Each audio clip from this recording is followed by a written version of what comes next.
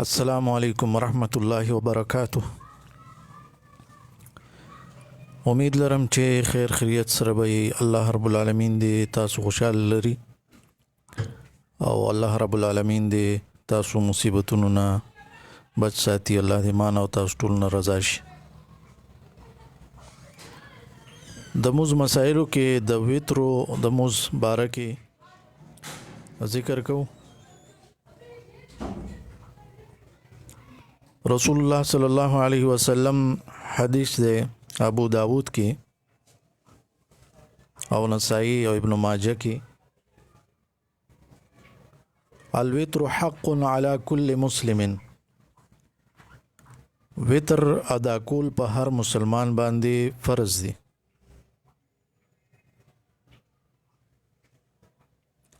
دا رنګ نبی صلی الله علیه وسلم فرمایلی دي، ابو داود، ترمذی، ابن ماجه حدیث ده،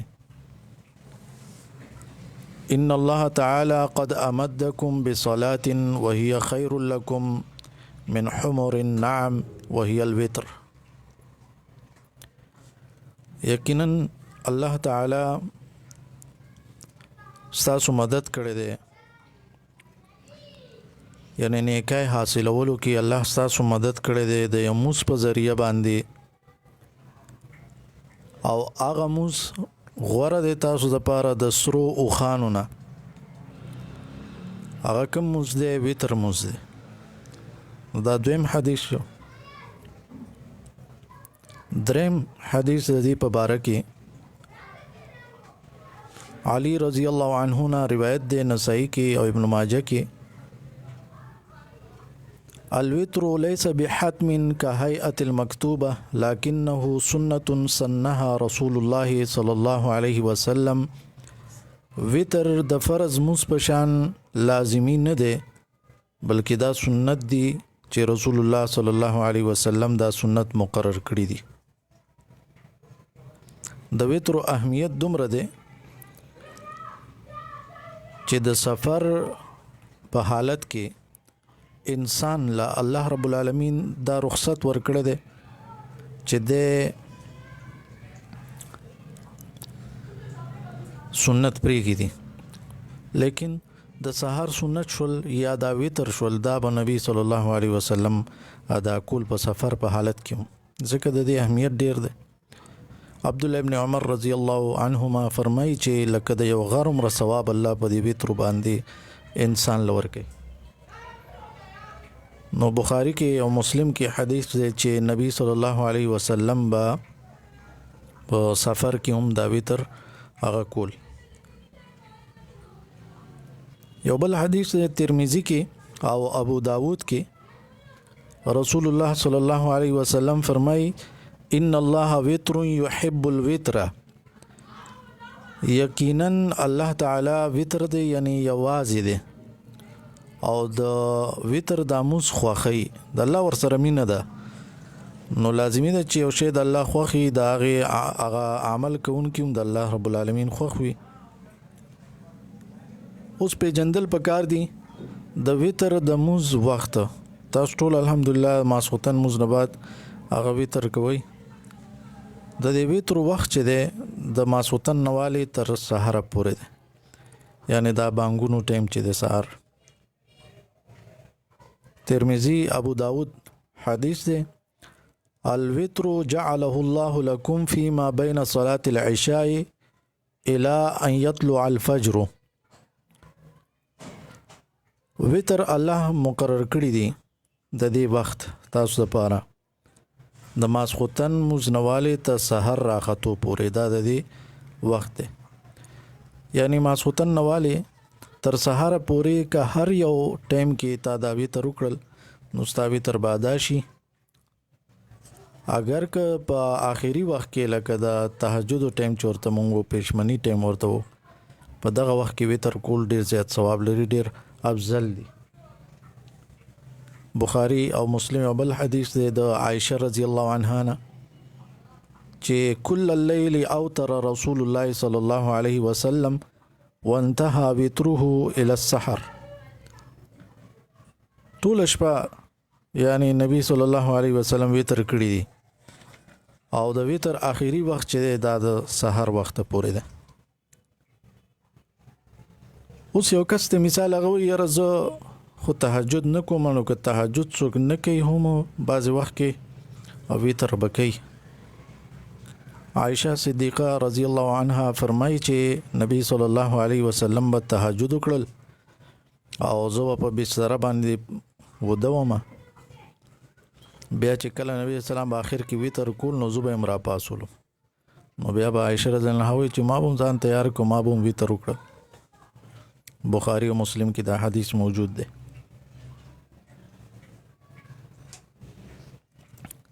تاسو ته مخکې وی چې د ویترو غوره وخت چې دی هغه اخیری وخت دی د شپې، خو لیکن یو کس دا وی چې رزه د شپې نشم پاسېدلې نو ماسخوتن کوي. عام طور خلک چې دغه ټایم کې ماسخوتن موضوع کې بیا فرض او بیا سنتو کې بیا ورپسې دا ویتر کوي.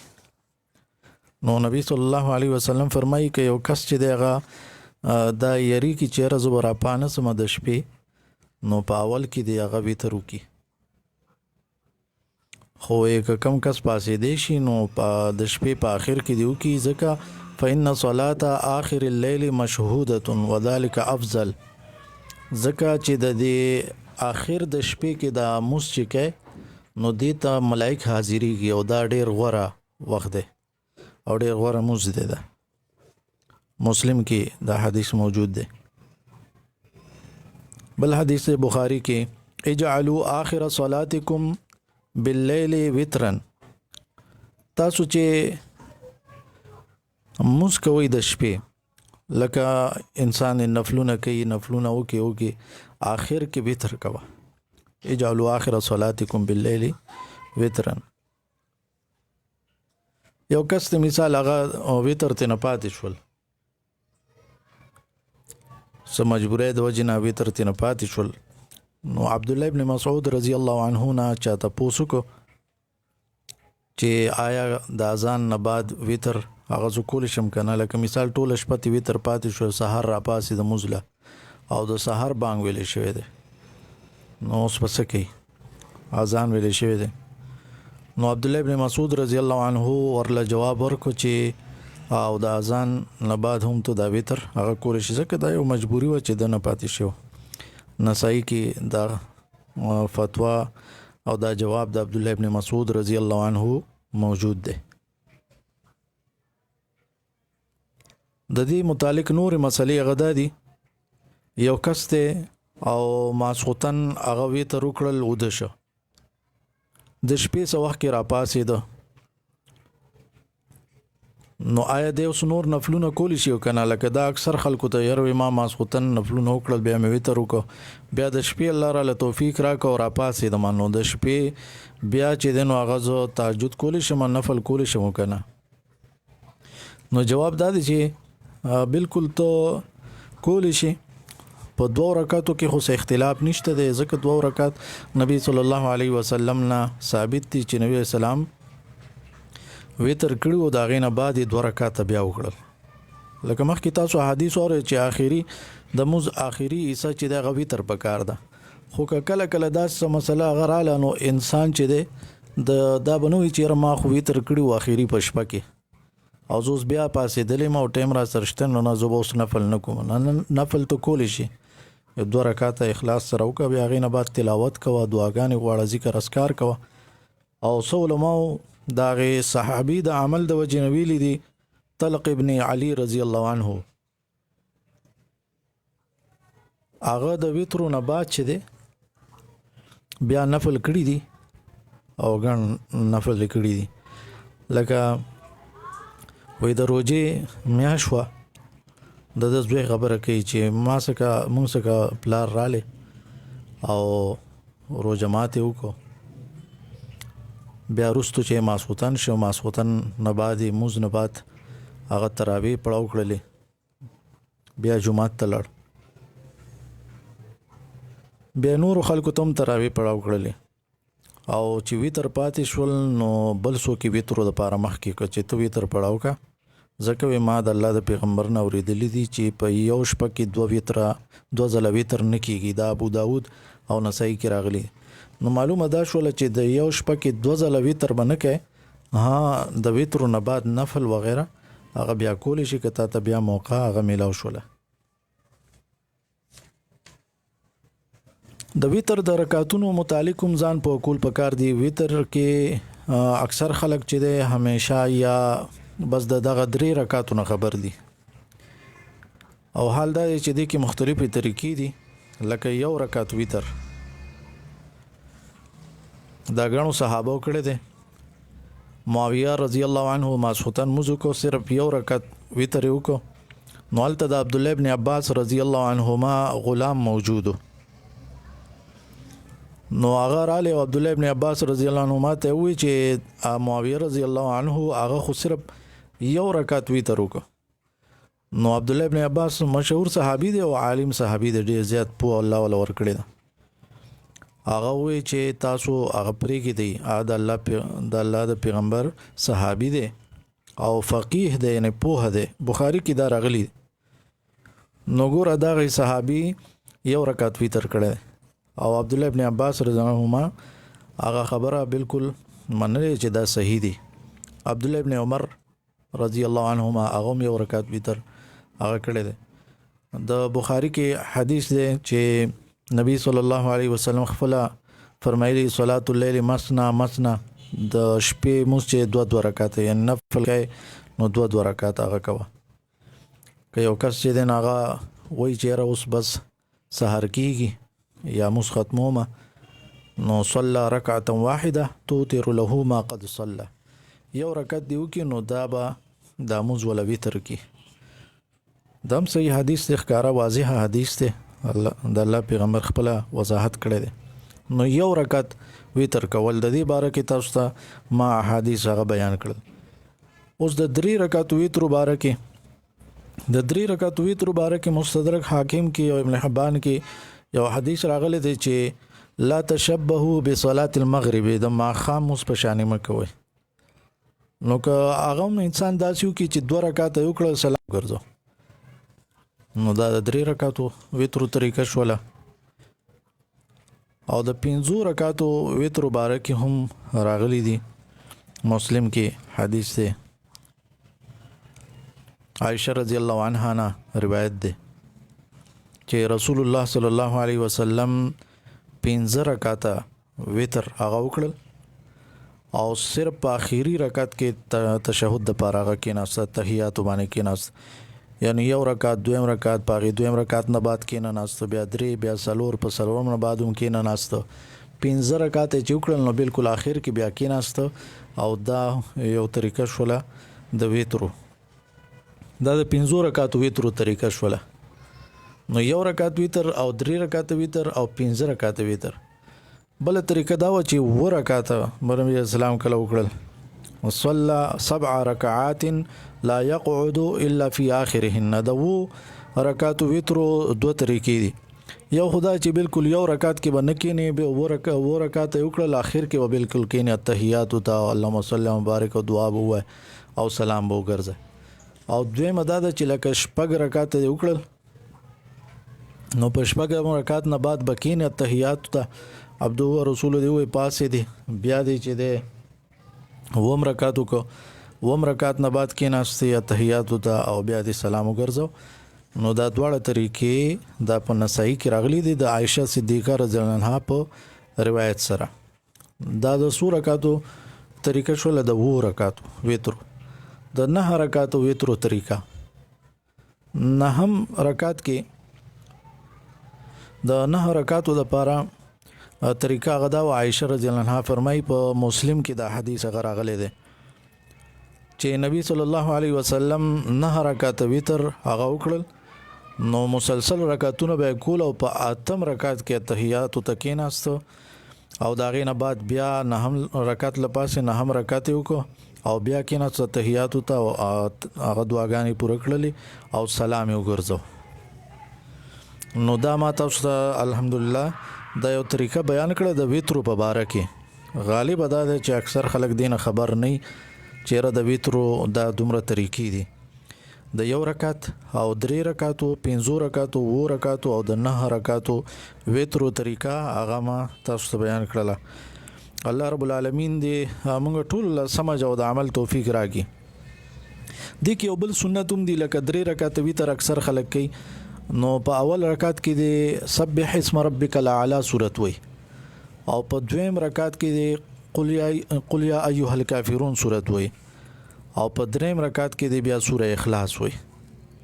نو دا پکې جدا سورت سنت بشي نو الله رب العالمین بوله اجر هغه ډیر کی. بل دې کې دا او مسله ده لکه مونږه دعای قنوت وو. دعای قنوت مختلف الفاظ راغلي دي. نو دعای قنوت چې کله توای نو داغي باره کې عامه طریقه د نبی صلی الله علیه وسلم هغه دا و چې د رکوع نه مخکې به دعای قنوت هغه وي. دغه د پاره بیان الله سوچتول الله اکبر د پاره نو به الله اکبر په جواب به ډایرک به دعای قنوت هغه شروع کو. ها په دعا کې لکه دعا د پاره لا سوچتول نو هغه بعض صحابون هغه ثابت دي لکه عبد الله ابن مسعود رضی الله عنه بارک راضی چې يرفع يديه لاسونه اوچت کړل. امام بخاری ذکر کړی خپل جزء رفع الیدین کتاب کې. صحیح ده. او عامه طریقه د نبی صلی الله علیه وسلم قنوت نازله کې بداوه چې اکثر به لاسونه هغه اوچتول په دعا کې او دغه رنګ نبی صلی الله علیه وسلم په قنوت نازله چې کوم په اوچت आवाज به دعا کوله او مقتدیان ورپسې امین وي. په دې خبر باندې ورسېدي. نو د دې د وجه نه علماء وایي ک چرته کې تعالی سوچت کړی دي د دعای قنوت لپاره نو بالکل دا کول شي جایز دي.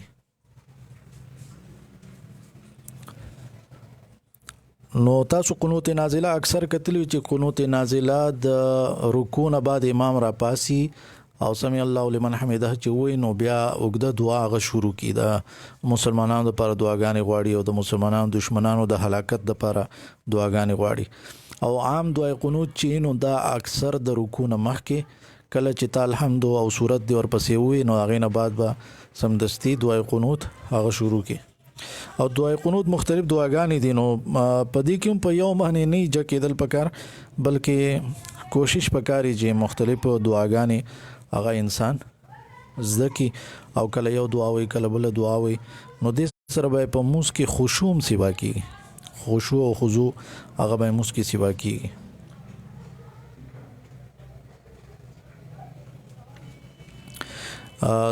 د دعای قنوت یو څو دعاګانې زو تاسو ته وایم.